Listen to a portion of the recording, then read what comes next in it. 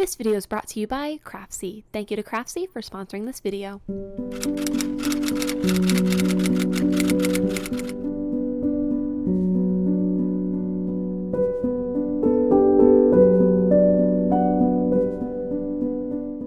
Hi, I'm Cassandra. Welcome back to my channel and welcome to a new reading vlog. I have missed you guys so much and I'm so excited to be back with a new reading vlog, and I have quite an exciting TBR planned for you all as well. If you are new to my channel, hi, hello, welcome. I have been kind of on a little bit of a hiatus and kind of still am, sort of, maybe. It's a long story. Pretty much my art business kind of took off for me, so I've been focusing all of my attention on my map making and my commission work and all of my artistic ventures, and haven't had time to actually sit down and film for YouTube or read that much at all, if we're being quite frank. So that is why I'm extra eager that this video is being created at all.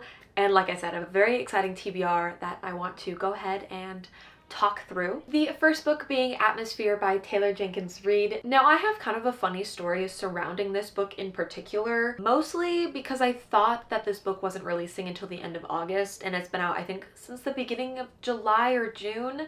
It's been out for a while, and the fact that it took me working a flight attendant trip and my coworker reading the book on the plane for me to be like, how did you get that? It's a little sad to me. The fact that I watched a vlog from Sydney and she had read this book and I just automatically assumed that it was an ARC. I don't know how I got that mixed up either. I think in my head, Atmosphere was coming out the same day Calabasas was, or I just assumed that, I don't know. But also Calabasas is something I'm very, very excited about. Anyways, I'm very, very excited about this book in particular. Let's stay on subject here. This book takes place in the 1980s, set at NASA, where the first group of women are actually involved in a space program. There's a touch of romance. I know the ending will break me because not only did Sydney cry to the end of this book, but my coworker, as we're like working a flight, we had just finished service and she's sitting there reading the last couple pages, and I look over and she's just silently crying right next to me. And that's how I know that I too am probably gonna cry like a baby to the end of this book. I have loved pretty much everything by Taylor Jenkins Reid that I've picked up. I have been excited about this book since I heard of its concept, and I'm so eager to get to this book, and I'm so delighted that I am getting to this book. My coworker and I even exchanged numbers because she was like, I need someone to talk to about this book, so text me the second you start reading it. So I thought I'd start it as soon as I possibly could. The next book is actually one I was gonna say in the middle of. That's not the middle. I'm on page 70, chapter 6 of First Time Caller by B.K. Borison. I've read the first two books in the Love Light Farm series, and I loved Love Light Farms. The second book was kind of a dud, but I actually picked this up while book shopping with Sydney, which we'll get to. That'll be the next bit of B-roll we'll chat about. And she said it was probably one of her like top 10 favorite romances ever, and already I'm really in love with these two characters. It has such a unique concept that I feel like it stands out from some of the other romances that I've read. Aiden runs a romance hotline on a radio show, and Lucy's kid actually like calls up the radio show, and she ends up getting on air and talking to Aiden, and they kind of have this really good conversation, honestly, that was a little bit too real. Like I said, I'm only, what did I say, like 70 pages in.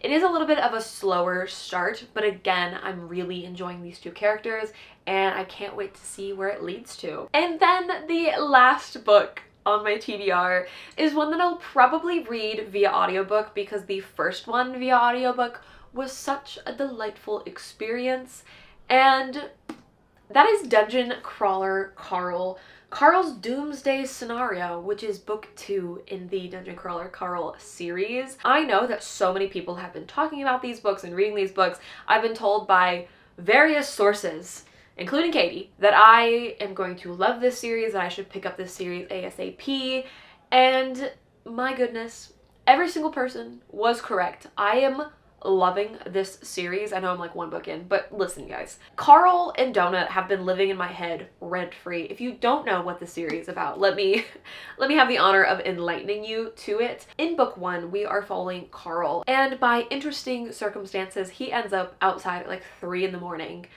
when an alien invasion strikes. This is not your classic alien invasion.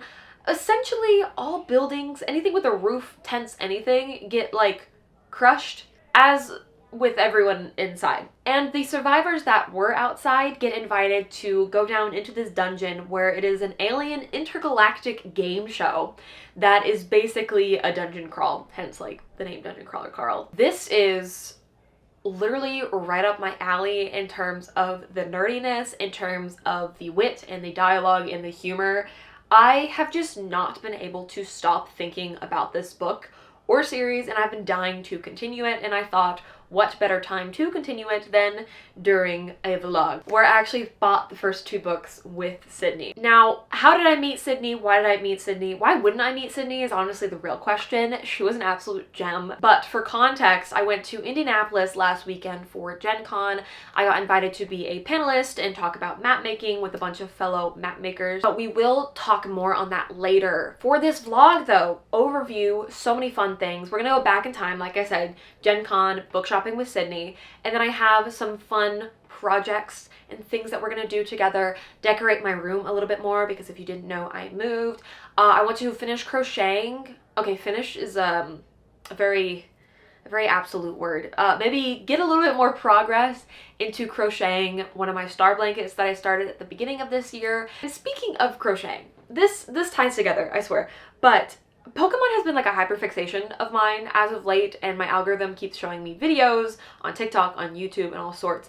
And there's this one girl that I've followed, and she's crocheting like throughout the original Pokedex. So she's done, I think, up to Squirtle. I think Wartortle is one of her next projects.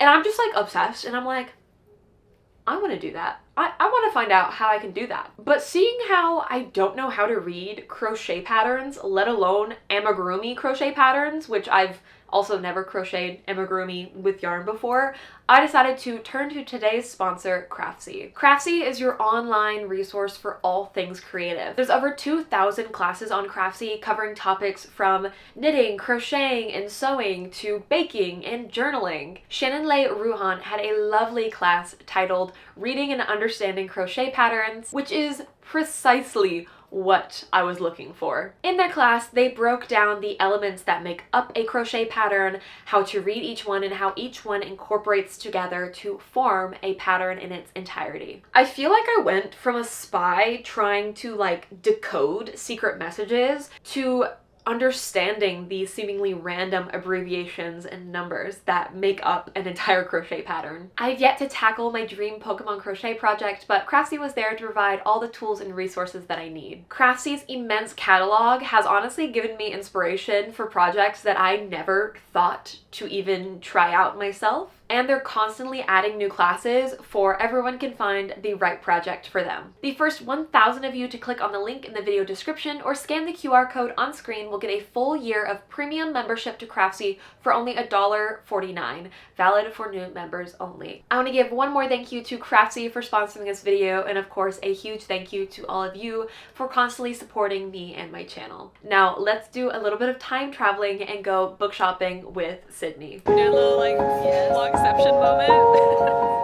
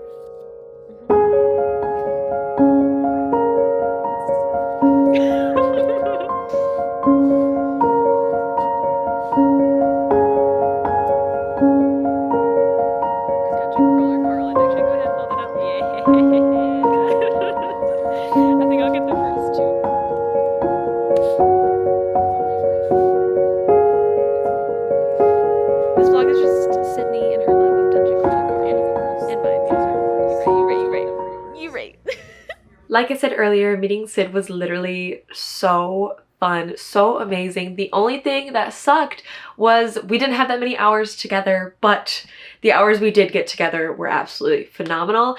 And like you saw, we went book shopping together. I got quite a few books, and then other books from Gen Con. Okay, one other book from Gen Con. I'm just gonna like walk you through it, but also you'll get a book update after because I totally forgot to say what books I was starting with. I'm just so rusty with vlogging that I just forget how things work. So First Time Caller and Dungeon Crawler Carl 2 were the two books that I had read that you'll get an update for after I do a book haul. So here's two books that I picked up from book shopping. This was the first one, like I said, Sid had recommended, said it was amazing. It is, in case we're, you're curious.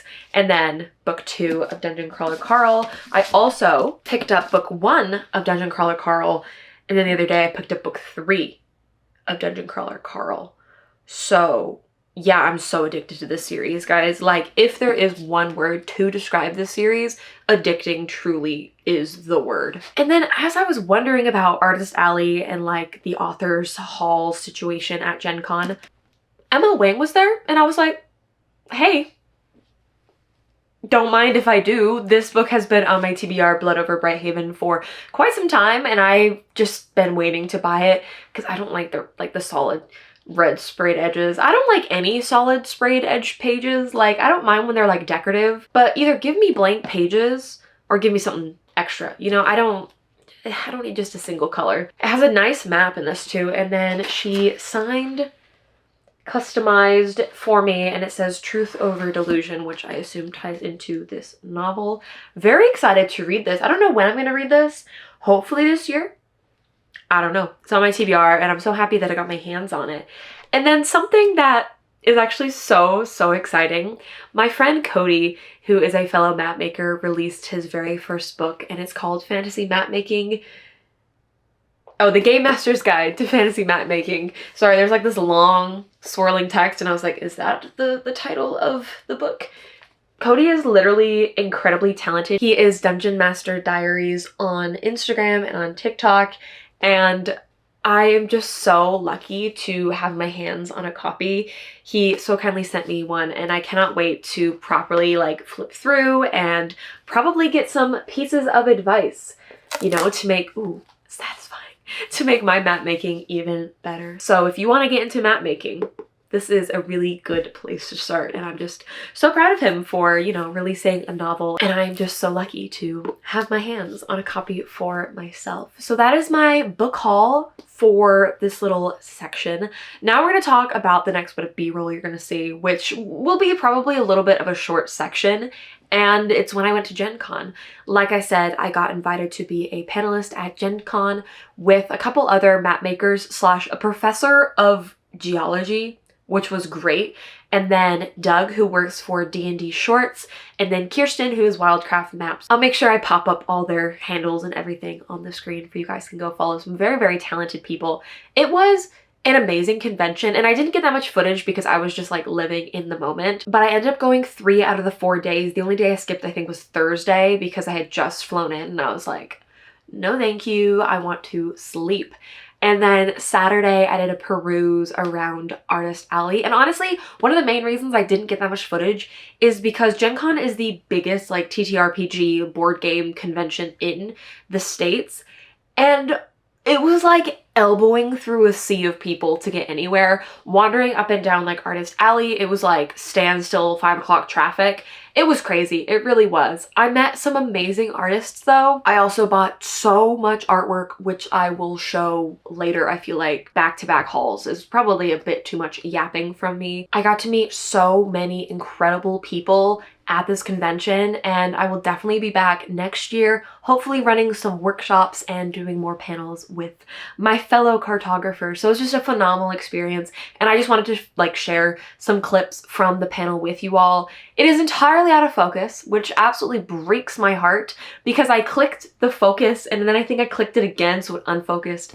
It doesn't matter, but you'll be seeing a little bit of blurry footage, but I just wanted to like show some clips of us yapping about maps. But enough about that. You'll see that in a minute. We have some updates to talk about because I'm nearly done First Time Caller and I am halfway through Dungeon Crawler Carl.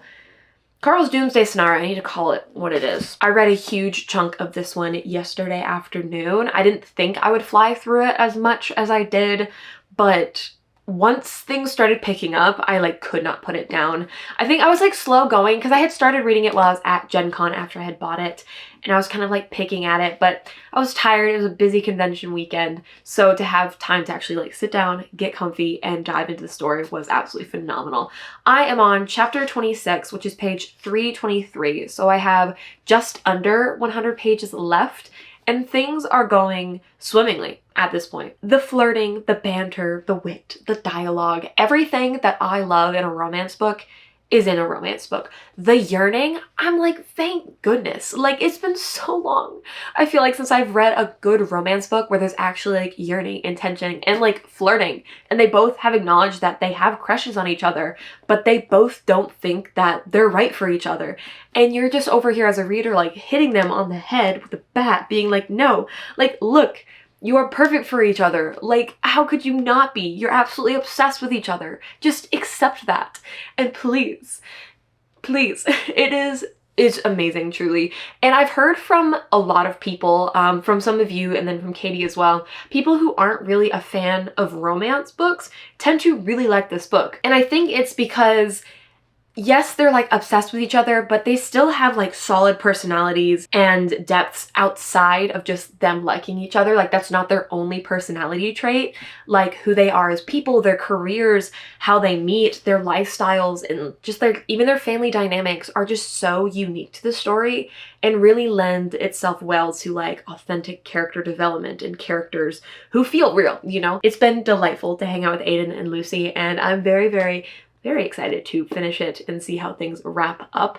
I hope there's not like a miscommunication moment or anything like that. The third act like stresses me out a little bit in romance books because I'm like, where are we going with this? Like there's two ways to play it, and one of them I probably won't be happy with, but as long as we get a happy ending, that's all I really care about. So I'm really excited to report that I have been loving this.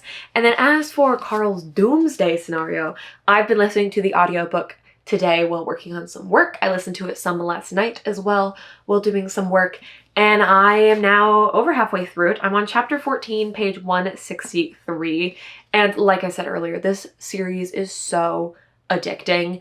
I'm just loving the developments with the characters. We're getting to see a little bit more of how their lives were like beforehand, little flashback moments, little like associations with things going on to tie it into their history. So I've been enjoying that development. There's like multiple arcs throughout the series of like little, I don't want to say like side quests, but like, oh, like they're on a quest and they have to complete this, and oh, there's like a boss battle and that takes up like a couple chapters. So there's very distinct segments. I will say Mordecai in this book is absolutely, I'm just so excited he is involved more because of certain reasons. Obviously, I'm not going to spoil why, but Mordecai has just been cracking me up. And of course, Carl and Donut as well have just been keeping me very, very entertained.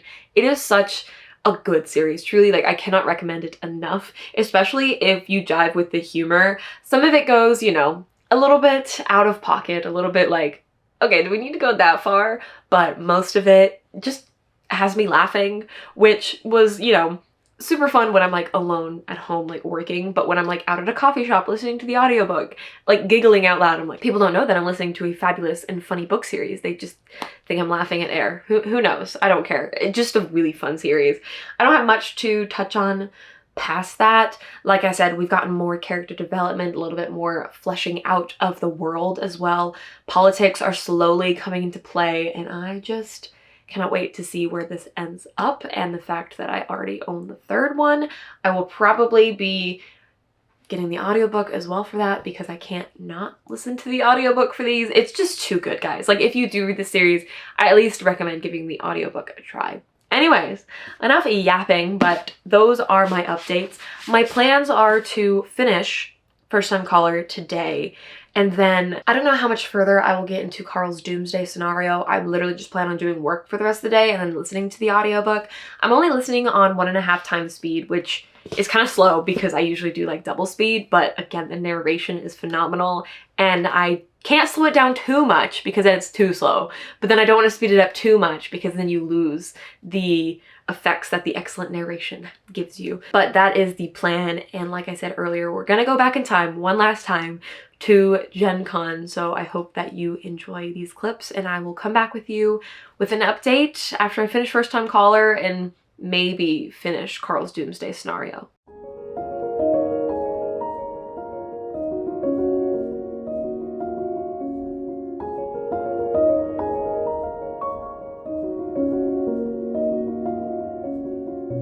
Welcome to Maps and Magic, the art behind fantasy world battle image maps. Thank you for being here. My name is Kirsten Dreyer, and I'm your moderator today. I am a cartographer myself, and you may have heard of me on Wildcraft Maps. Hello, I'm Cassandra Lynn. I run Open Era Studios. I'm a traditional cartographer in the sense that I do ink work, not in the sense that I know anything about geology. I primarily work with authors, lots of fantasy authors. I'm trying to dip my toe into D&D. Yeah, that's me. Hi guys, I'm Doug. Just Doug, like Chef. I work mainly in the digital space, making battle maps for D&D and pretty little things with as many little gross little monsters on the side as I can. I'm Scott Rice Snow. I recently retired from teaching geology up the road about an hour. And when I took Geology 101, I was enthralled by the maps. I thought topographic maps were just amazing. And I was mad that that was only one lab where we spent all this time looking at rocks. How did you find your way into the map or world building that you currently do today? And what is your secret weapon now that you're here? Cass, we'll start with you. Oh, Cass will start with me, I guess. All right. I found my way into mapmaking purely by accident, honestly. I never set out to do this professionally or anything. I was a reader first and foremost. I just like how pretty they look, and I started doing recreation. I found my Reddit post I posted, and that trickled on down to suddenly me making more fan art, and then people just started reaching out. And TikTok is a magical place. That's the best way to be discovered, and that is how I found my way into mapmaking. What would you say your secret weapon is now that you're here? My secret weapon? Yeah. Oh gosh, I think the thing that defines me as a map maker is the art that I put into my map making. I always love Easter eggs and things like that, so I try to work with my authors to okay, what symbolism do you want to incorporate into the compass, into the border? But when you are working with someone else's vision and trying to put a picture to somebody else's imagination, that is not an easy task. So how do you balance a client's vision with your own creative instincts when you're working for a hire and commission? I feel like I get to work with the most creative people ever who have so many ideas and so many elements that they want to put in their maps. And I always encourage that, but also at the end of the day, we do have to draw at least a little bit of a boundary. Okay, your map is only so big. If you fill it with 90 locations, no one's going to be able to read that. So maybe we part down a little and focus on okay, what are the locations that are important? What are elements that you want to stand out? Because with maps, they're so detailed, and there's mountains and trees and deserts, and there's so much for whoever's looking at them to take in that you need the important locations to stand out. Because me, as a super fan of some series, I'm why is this location missing? Hold on now, I need this specific river labeled.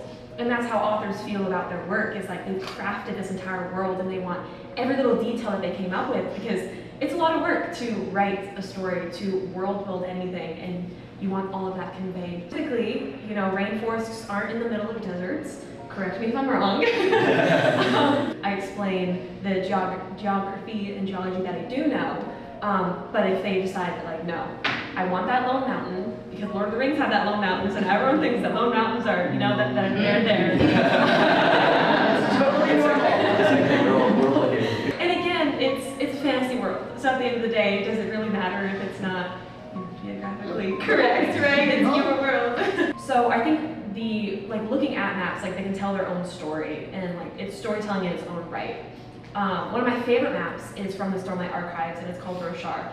And there's a constant high storm that sweeps across the world. So it's constantly tearing up half of the world and depositing all of that on the other side of the continent. So it's like a rotating continent. So the plants have adapted to where when the storm comes, they drop into their like harder shells, or trees literally fall flat and then pop back up after the storms. And even like before even reading the book, you can look at the map and know that there's a story there because it's such a unique landmass. It'll help you. Because we've all got imposter syndrome, so we're all desperately hoping anyone's out to be our friend. Yeah, and it is such like a, not maybe super niche in like the D&D world, but I feel like in the day-to-day, when I'm like, I'm a fantasy cartographer, people are like, what is that? Okay, no, And what do you do for work? I draw maps for people. And they're like, oh, like that pays? Thing. Yeah. So that was just bits and pieces of my map panel. I hope you enjoyed me yapping about maps. Seriously, the people on the panel were so incredible, and I feel so lucky that I even got the opportunity to do this. And hopefully I can go back next year and do a similar thing with maybe same or different people, I don't know. But it was just such a delightful experience. But enough about that, because I feel like I've blabbed so much about it. But I have huge reading updates for you all, and then I want to show you all of the art that I ended up buying from the artist alley at Gen Con. I was originally going to decorate and do my collage wall with you guys. I think I mentioned that in the intro. I'm just not feeling it. I'm gonna be so honest. I'm not in the mood to do anything with my room at the moment. I have, again, like August is like so incredibly busy for me. So I'm like, I'll just try to do that in like September and it'll be fine. But let's talk about my books here, because I finished First Time Caller, I finished Carl's Doomsday Scenario, and I started Atmosphere. So look at this TBR go. Honestly, flying through it, and I'm so excited about it. First Time Caller, I really enjoyed this book. I did cry at the end, but that's not really a measure for anything because I just cry a lot anyways. So it did get me though.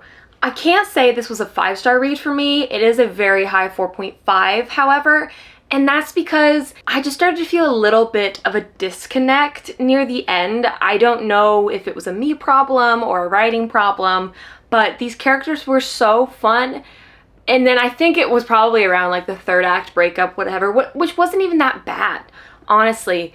I don't know, it just wasn't exactly like giving me that 5-star feeling. Things wrap up really, really cute, really nice. Obviously, like I said, 3rd act breakup, a classic in the romance genre. And I actually recently discovered that BK Borson is gonna do, I think, a series out of this, obviously following like different characters, but like the romance series things where it's like a different character, but you've like met them in this book. And the next one is, I think it's like And Now Back to You. And I can't remember if it was like a weather, it's some sort of reporter, I want to say, and someone else. And I can't remember which characters it follows, but I remember when I read the description. I just don't have it on hand with me. So that's very exciting, and I will definitely be picking that up when it comes out in February next year. But this one, really, really cute, and I'm really glad that I picked it up at Sydney's recommendation. And I can, you know, recommend this all to you. Like I said earlier, a lot of people that don't typically enjoy romance really enjoy this book. And I think it has it's just very fun, but it's not too cheesy where the people that like don't like the cringy romance will like not enjoy it. You know, that's kind of where I'm at with this one. And then for Carl's Doomsday Scenario, this book, guys, I actually went on a 3-day work trip. It's been 3 days. So there's your breaking the fourth wall.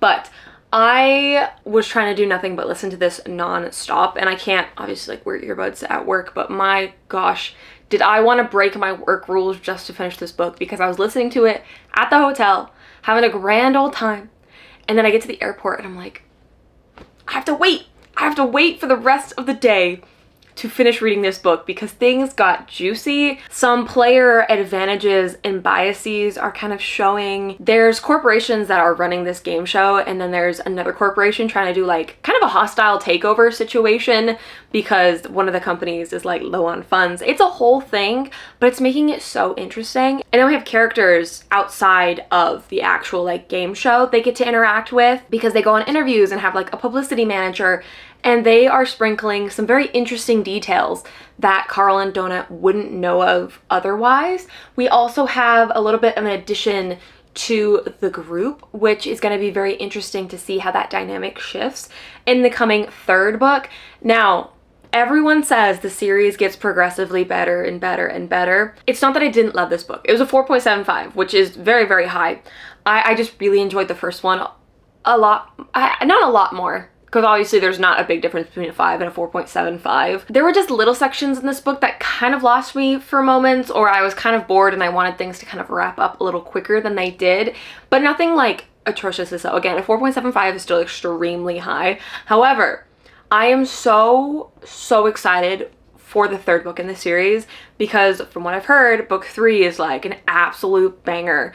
Has something to do with trains. We're on floor number 4, which is when things get like a little more crazy and like sponsors kind of open up. Like if you think about the Hunger Games, where they like send like food and things like that. Same concept, but like in the dungeon. Guys, I'm so excited to continue this series. It's so addicting. I already have books 3 and 4 on audio that I will be continuing to listen to, and then I will be buying my shelf trophies, because listen, I was kind of a hater of these covers. They were very obnoxious, very in your face, but now that I've like started reading the series, I suddenly am like obsessed with these covers, and I don't know like the switch up. I don't know what happened, but I'm absolutely obsessed. I have to find a good place to put these though, because I feel like they need their own little section, because they are very bright and obnoxious and they don't really match like the aesthetic of all my other like more muted toned books. But I don't even care, because the series is so amazing. And I love that Sydney's also working her way through the series. So she's been talking about it a lot in her recent vlogs. Katie's working her way through the series as well. And I'm hoping that we'll be able to like buddy read one of the books together, because we were supposed to buddy read the whole series. And then I was like, go on without me. And then she started reading it. And then I randomly texted her one day being like, hey, can I have book 1 for I can start to read it? And yeah, now it's just been like on my mind. When I was talking to Sydney, she was talking about how she was with Caleb, and she was just kind of laying there, and Caleb's like, what's on your mind? And she goes, Carl, I'm just thinking about what he's up to in the dungeon. And that has been my mind as of late. It's actually crazy like how addicting this series is, and I'm so sorry I'm like talking so much about it, but it's just so fun.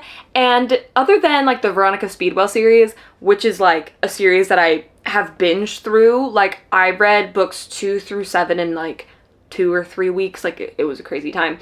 I haven't really like binged through series in a while. Usually I like read book 1, wait a couple of months, read book 2, wait a couple months, and then like never continue. But the fact that like all I want to do is read this series, and the fact that it's incomplete is also kind of like a bummer. But it's totally fine, guys. It's totally fine.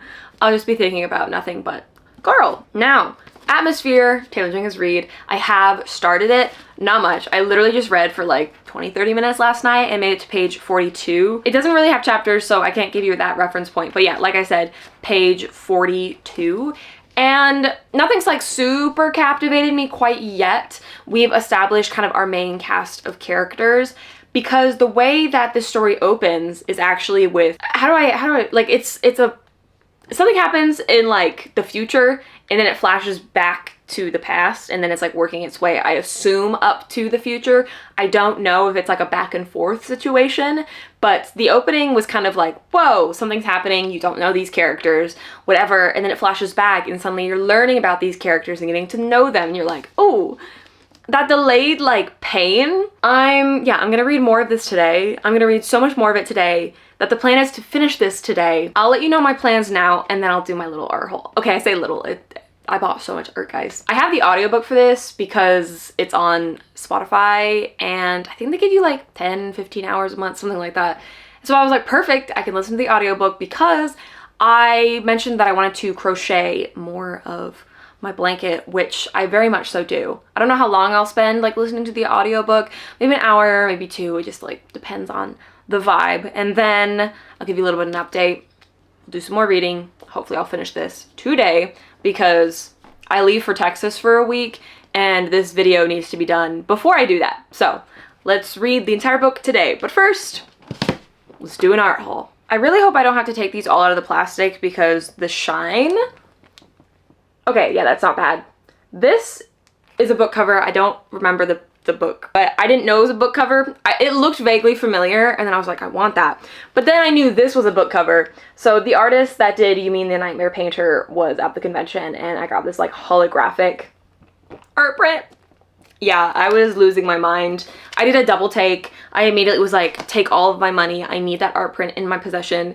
And oh my gosh, hi, so nice to meet you, basically. Then I got to meet Devin, who is the author and artist of Bakery Dragon, and she followed me, guys. She followed me on Instagram, and I was kind of losing my shit. I was fangirling so hard.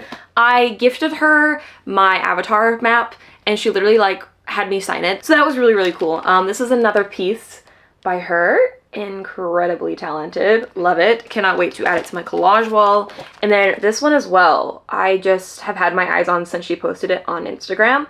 I've followed her for like 4 years, so getting to finally meet her was so exciting. So those are my bigger prints that I got. I wouldn't have bought big prints had they offered small prints because I don't have that much wall space to work with, and I already have quite a few art prints if you remember my collage wall from my last apartment, or even my first apartment. I had a lot of art. This is another piece here.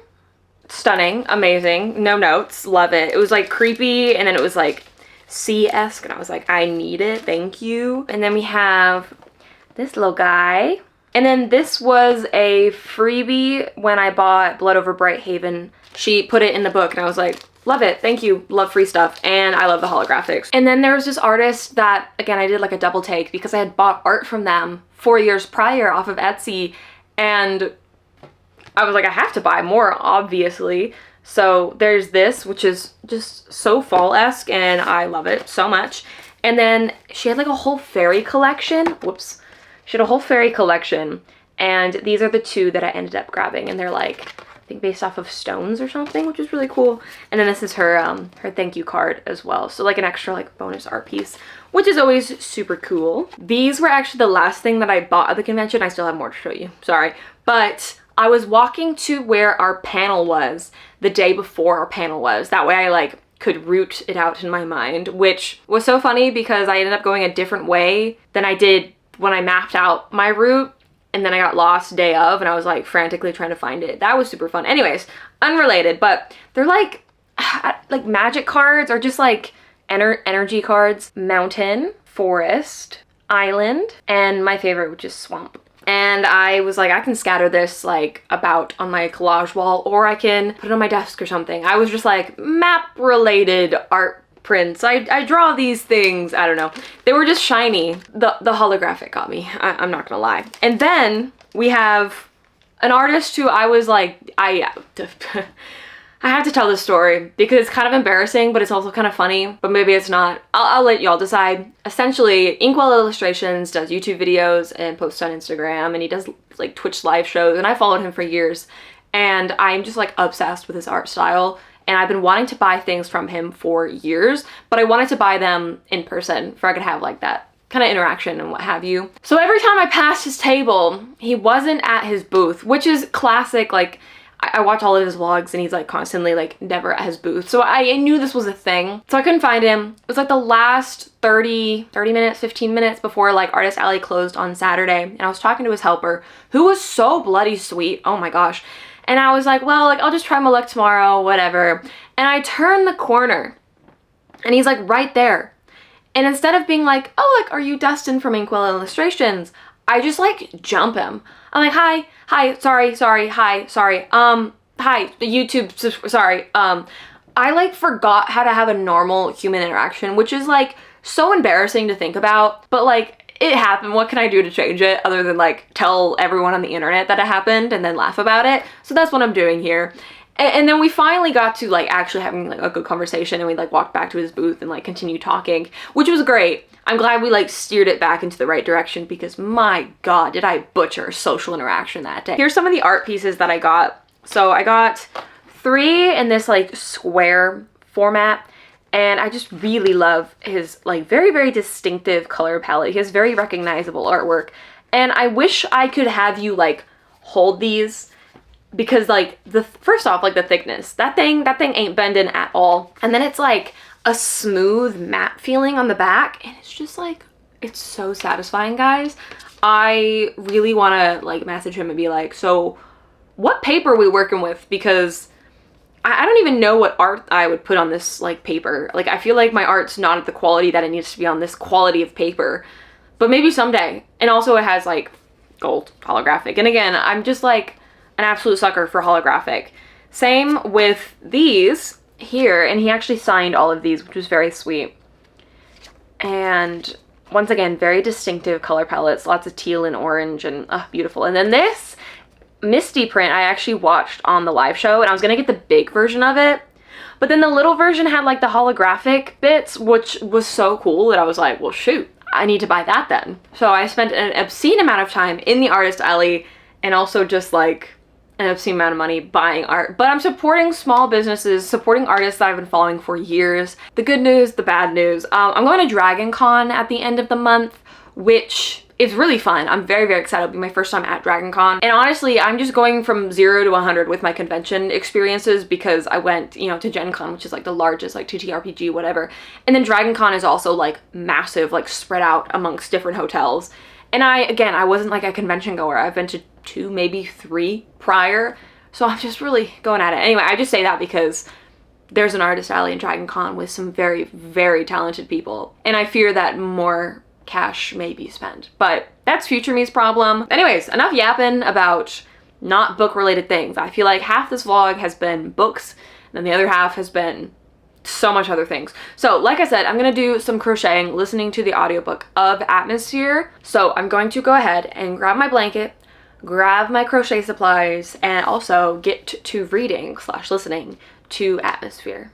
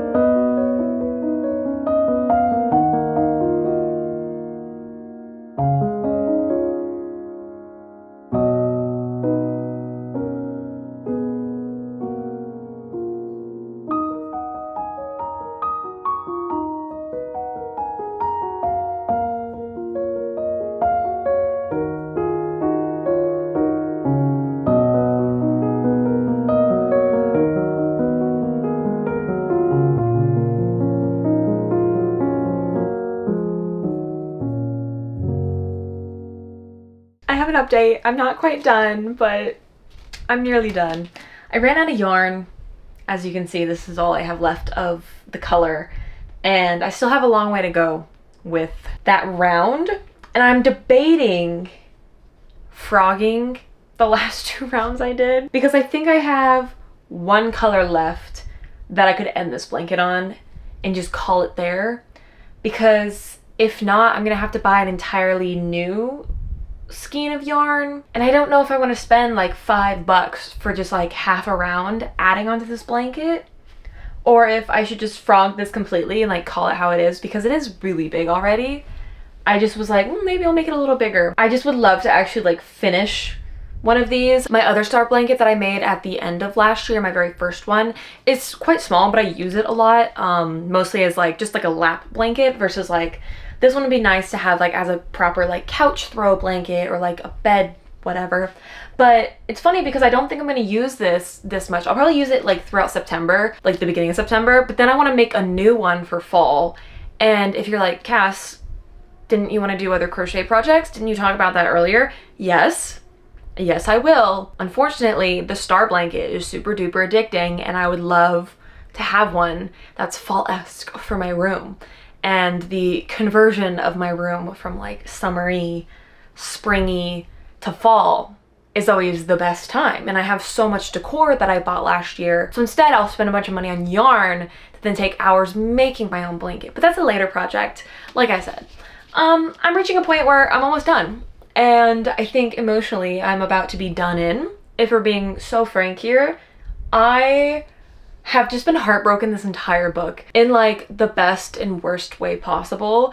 It is both such an uplifting and heartwarming book, and then Taylor Jenkins Reid just like goes and like throat punches you a little bit with like reality at this time, and it just sucks to even think about. But my goodness, if there's one thing that this book is making me do, it's just like appreciate my place in the universe, truly, which sounds like so cheesy, so dramatic, but like Joan's passion for her career, for the stars, is just infectious almost. And so many times I have to remind myself that this is like a fiction book, you know, like it's not real, but the emotions that Joan is going through just feels so real. I'm just so in this book, and I knew that I would be. Something else that made me quite sad, for multiple reasons. There's so many bits in this book that make me sad. It was when the first woman to go to space, like when that mission had happened and they were looking on as trainees, one of the characters had mentioned like how vital this mission was, that it, like nothing could go wrong, because if something were to go wrong, the woman who was in space like would be blamed, whether or not it was her fault or not. And then NASA would be like, well, I guess women aren't cut out to be astronauts, and that would be it. So it was like the weight of the expectations on that, and just how important that one mission was. And then that tied into kind of a conversation of people looking up to others like in a career, a woman going to space, you know, then little girls can go, oh my gosh, like I can go to space as well. And Joan had said like she didn't need a woman in space to feel inspired to want to go to space. But then that got me thinking about like today's generation. It used to be like little boys and little girls, like what they wanted to be most in the world was like an astronaut. That was like, what do you want to be when you grow up? An astronaut. Like that was the career. Like people, like I just feel like kids were like, not to be cliche, I was gonna say reaching for the stars, but like that's a big ambition. It's a cool career, things like that. And nowadays when people do surveys, the thing they want to be most is like an influencer. And it just breaks my heart to think about like how we've almost backslid being role models for kids and like showing the reality of life, and how social media has destroyed a lot of that. That's completely unrelated to this book. I mean, it's like I said, it kind of ties in, but it just like got me thinking, and I was like, it like made me so sad, because I remember reading somewhere that again, like the surveys, it used to be astronaut and now it's social media influencer, and I was just like, wow. So there's been a couple points where I've almost like teared up just from certain phrases that have been in this book about just like knowing your place in the universe, and how the stars are unchanging, and that people thousands of years in the past and thousands of years into the future will look upon the same set of stars. And just I don't know, there's just been a lot of moments where I'm just like goosebumps, like oh my gosh. There's been a few spots where I'm kind of like, can we move the story along please, especially in the beginning. Now it's really rocking and rolling. I'm so sorry. Also, I know I said previously that it started with like a flashback, or no, sorry, it started with a flash forward. I guess it was, what am I saying? Basically, the book starts off, something happens, and they flash back, have a bunch of chapters about their training, and then it flashes forward to this current situation going on, and then it flashes back for a bunch of chapters, and it flashes forward, and I just know we're gonna get the final flashback, and there's not enough pages for this book to, I feel like, have the happiest ending. And again, I watched Sydney cry. I watched my coworker sit right next to me and sob. So I'm nervous. I'm so nervous. It's not feeling like there's gonna be a good ending. The way things are moving, I'm like, how is this the end? I don't understand it. It is nearly the end. I think I have like 40 pages left. I'm on page 283. I've also been doing something that I've never done before, which is listening to an audiobook and reading the book at the same time. I don't do that. I'm like, that's not a waste of time per se, but I'm like, I could just read it myself, or I can listen to the audiobook and be doing something else. Like, why would I listen to the audiobook and also read? But I figured out that if I put it on 3 times speed, that's around the pace that I read books. So I'm like, oh, like this works. The problem was like 2 times speed was too slow for me. And so anytime I would stick it on 2 times speed and like sit to try to read, I'm like, okay, well, like I'm reading ahead and it's not working for me. And I can't do any faster than 2 times speed when I listen to an audiobook and I'm doing something else. But 3 times speed while reading, it's kind of been an amazing experience. Like, I'm not gonna lie. And so many people do this. And I'm like, wow, I've kind of been missing out. But there's also not a lot of times where I have the audiobook and the physical book available at once where I could do this. So it just feels like an extra little added, like, cherry on top to this entire experience of reading Atmosphere. I'm going to settle in with my half-finished blanket. It's not even, it's over halfway finished. It's I could say this is done. It is quite large. Like, I don't think I showed it fully in anything, but like, I think it can cover me completely. This isn't really doing much for scale for you, I don't really think, but that's fine. Like I said, I'm going to settle in. I am probably gonna cry, but we're gonna read and we're gonna get through this together, okay?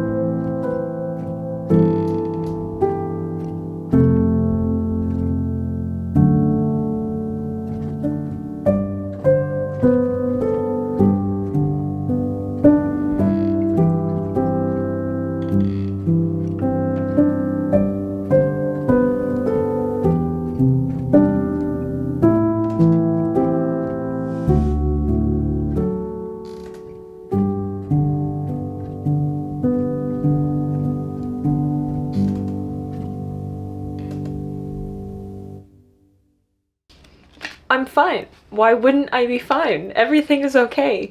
I didn't cry my eyes out at the end of this book like I predicted I would. Definitely not. It's not like there's video evidence of me doing just that, which is so funny because I started convincing myself, okay, like if I know it's so sad at the end, like I definitely won't cry because I know it's sad. So I'll be like mentally prepared for it. But then I wasn't at all. And it wasn't what I expected in a good way. In a good way. I think how things ended was fine. It was fine. Everything's fine. I'm so fine, guys. Everything is splendid. I really did enjoy this book. I think that Taylor Jenkins Reid just has such a unique writing style that I just haven't really found with other authors, because every book I've read of hers, I think has made me cry. Like, I know Carrie Soto had me sobbing at 3 in the morning. I know The Seven Husbands of Evelyn Hugo had me crying unexpectedly. I don't remember if I cried to Malibu Rising. If one were to analyze the data, most likely that I did. She just knows how to write a book that feels so real, that you're feeling so heavily for these characters and what they are going through. And especially back in the 1980s with women, like I said in the last update, like needing to prove themselves.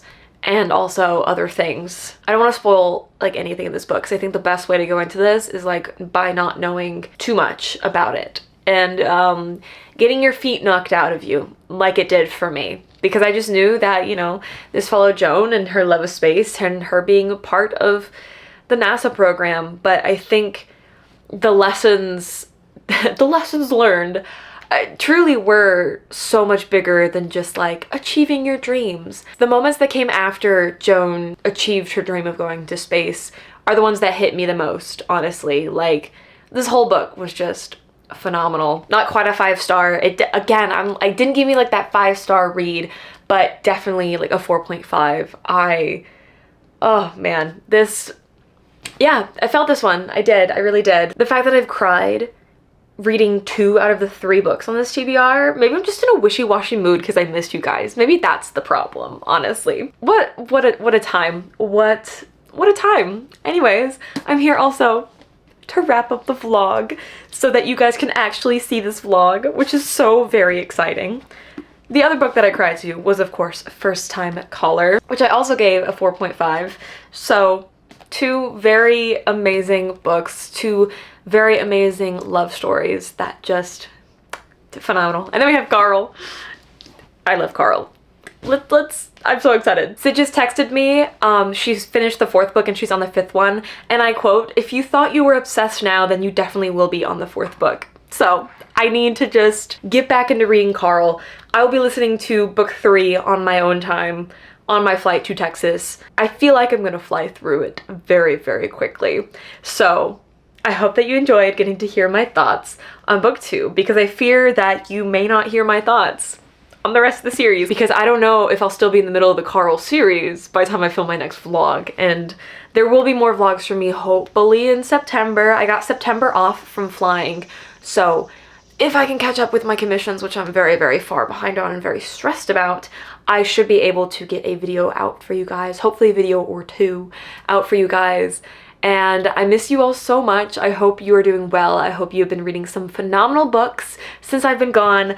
I am very excited that I read 3 phenomenal books in this vlog, and I hope you enjoyed hearing my thoughts about them. Thank you so, so much for watching, and I really hope to see you in the next one.